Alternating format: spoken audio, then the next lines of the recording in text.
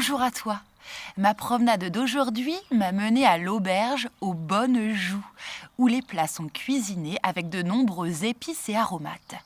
Mais d'ailleurs, épices, aromates, herbes aromatiques, condiments, quelle peut bien être la différence entre tous ces termes?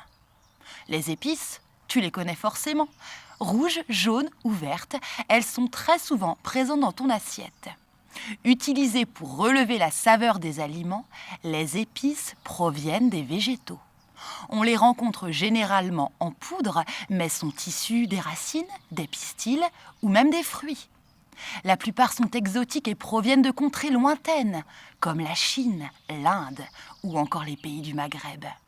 Les épices peuvent être utilisées seules, comme c'est le cas pour le safran, le poivre, le paprika, le gingembre en poudre, le curcuma ou encore le clou de girofle. Elles se présentent aussi associées afin de constituer un mélange d'épices tout prêt à l'emploi, tel que le curry, le 4 épices ou encore le ras el hanout qui contient une dizaine d'épices. En ce qui concerne les aromates, ce sont des plantes aromatiques ou fortes en goût, ou même des fruits, qui apportent une saveur particulière dans la préparation. Il y a l'aneth, l'anis, la ciboulette, le persil ou encore l'origan. Ils viennent de tous les coins de la planète et peuvent être utilisés frais ou séchés. Beaucoup de légumes sont utilisés comme aromates, les oignons, les échalotes ou encore l'ail.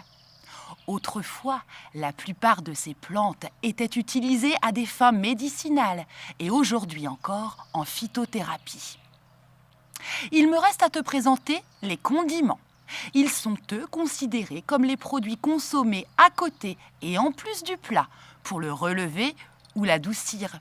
Tu sais, il s'agit de la moutarde. La moutarde est fabriquée à partir des graines de moutarde réduites en poudre ou encore la mayonnaise.